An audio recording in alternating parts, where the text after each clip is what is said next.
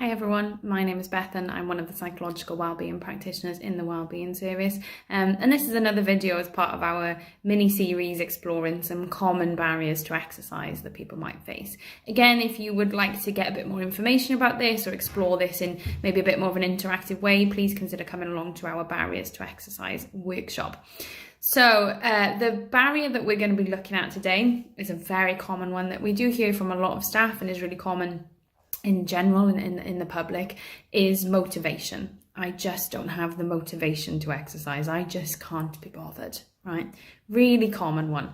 The interesting thing about motivation, and what I'm about to say is going to sound quite counterintuitive, but the interesting thing about motivation is that we tend to wait for motivation to appear before we do something like exercise, right? So most of us will sit in the house and think, maybe I could go for a walk, but I can't really be bothered. And we wait for that motivation to just appear. Now, this sounds a bit counterintuitive, but we almost have to make motivation happen. Motivation won't just suddenly appear, on its own. For a lot of people, the motivation to exercise comes after they start exercising, once they start to experience the positive benefits of it, right? Because exercise is hard work, it's effortful.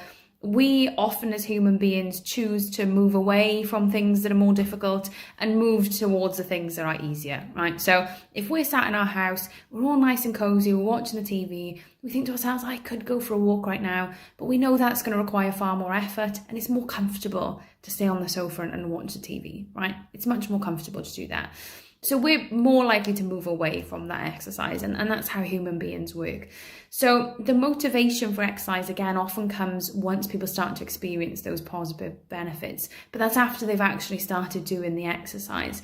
So what this means is that we have to try and find other ways to motivate ourselves the first few times, right? It's going to feel a little bit like push starting a car uphill, right? It's going to take a lot of effort to start that exercise. But once we're in that regular routine and we're seeing those positive benefits, it becomes easier and easier.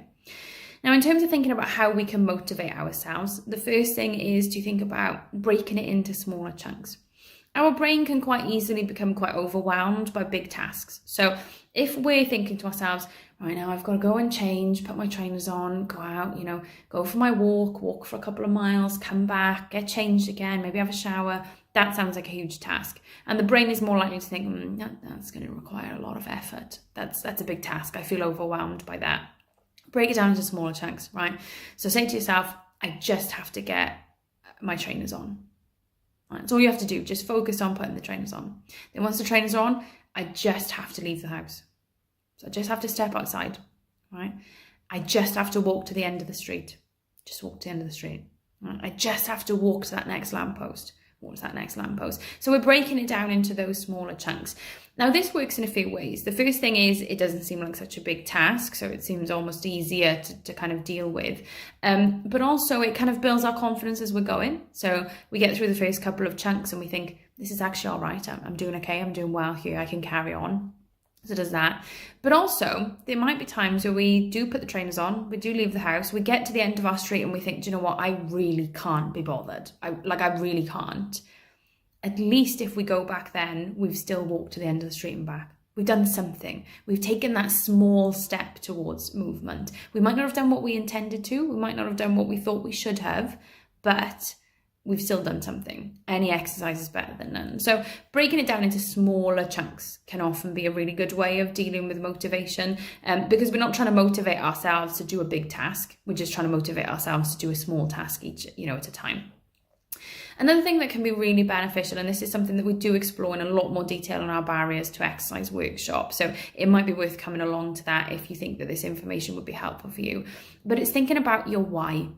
It's thinking about why do I bother? When I'm sat on the sofa and I think to myself, I could go for a walk right now, or I should go for a walk right now. Why? Is it just because society tells us that we should? Is it because we feel like we should because other people in our lives tell us that we should?